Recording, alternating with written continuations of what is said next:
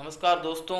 आज मैं आपको एक विशेष तनाव मुक्त होने की घटना पर बात बताने जा रहा हूँ कि तनाव मुक्त कैसे हुआ जाता है, तनाव क्या होता है, इस पर मैं बात करने वाला हूँ। एक बहुत पुरानी घटना है। मनीष नाम का एक लड़का साइंस में मेरिटियस स्टूडेंट के रूप में हुआ। बहुत बुद्धिजीवी बच्चा था, बहुत ही समझदार बच्चा था, बहुत होनहार बच्चा था।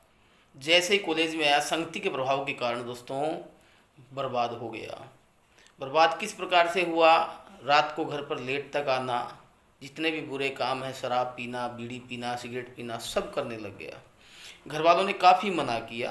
काफ़ी मना करने के बाद भी दोस्तों उसको घर वालों की बात अच्छी नहीं लग रही थी, बल्कि उसको सिर्फ और सिर्फ अपने दोस्तों की बात अच्छी लग रही थी। परिणाम ये रहा दोस्तों कि जैसे ही प्रथम वर्ष कॉलेज का रिजल्ट आया तो वो एक सब्जेक्ट में अच्छे तरीके से फेल हो गया। फिर उस बच्चे को कहीं ये बात दिल पर आघात किया और वो बच्चा तनाव में आ गया। ना किसी से बात करना, न कहीं पर जाना, न किसी के साथ कोई अपनी बात शेयर करना, किसी भी प्रकार से वो बच्चा किसी के साथ बात नहीं कर रहा था और अपने ही अपने मन ही मन में घुटन पैदा कर ली और घुट रहा था।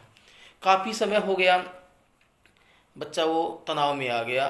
धीरे धीरे बात गांव में फैल गई कि वो बच्चा मनीष तनाव में आ गया है, जो कि बहुत होनहार बच्चा था। अब जिस स्कूल से वो 12th क्लास पास करके गया था, उस स्कूल के प्रिंसिपल को ये बात पता चली तो उसने, प्रिंसिपल साहब ने उस बच्चे को डिनर पर बुलाया। सर्दियों का वक्त था दोस्तों। मनीष जैसे तैसे करके रात को घर पर पहुंचा, प्रिंसिपल साहब के घर पर गया तो वहाँ प्रिंसिपल साहब अंगीठी में हाथ ताप रहे थे। मनीष पहुंचा। मनीष काफ़ी देर बैठा रहा लेकिन कोई बात नहीं शुरू की, नहीं प्रिंसिपल सर ने बात की। फिर क्या हुआ कि प्रिंसिपल सर ने वहाँ से एक गरम कोयला अंगीठी से निकाल करके मिट्टी में डाल दिया। तो मनीष के दिमाग में ऐसा हुआ कि सर ने ऐसा क्यों किया? जलता हुआ कोयला निकाल करके बाहर फेंक दिया, मिट्टी में डाल दिया। तो मनीष ने सर से पूछ लिया कि सर आपने ऐसा क्यों किया? तो सर ने कहा आपको नहीं समझ में आया? नहीं सर। सर ने उसको फिर से उठा करके वहाँ पर अंगीठी में डाल दिया। फिर से वो जो कोयला था वो फिर से लाल हो गया, गर्म हो गया। फिर मनीष ने कहा कि सर फिर से आपने ऐसा कर दिया, पहले मिट्टी में डाल करके इसको बर्बाद कर दिया, अब फिर से आप इसको लाल कर लिया। तो सर ने कहा कि बेटा बात ये है, देखो ध्यान से समझना यहाँ पर कि बात ये है कि जैसे ही ये अंगीठी से मैंने बाहर निकाला, मिट्टी में मिल गया, बर्बाद हो गया। ये बिल्कुल तुम्हारी तरह है, ये कोयला तुम्हारी तरह है। इस अंगूठी में जलते हुए कोयलों के बीज था, सफल था, मैंने इसको निकाल करके जब मिट्टी में मिला दिया, वहाँ पर ये असफल हो गया।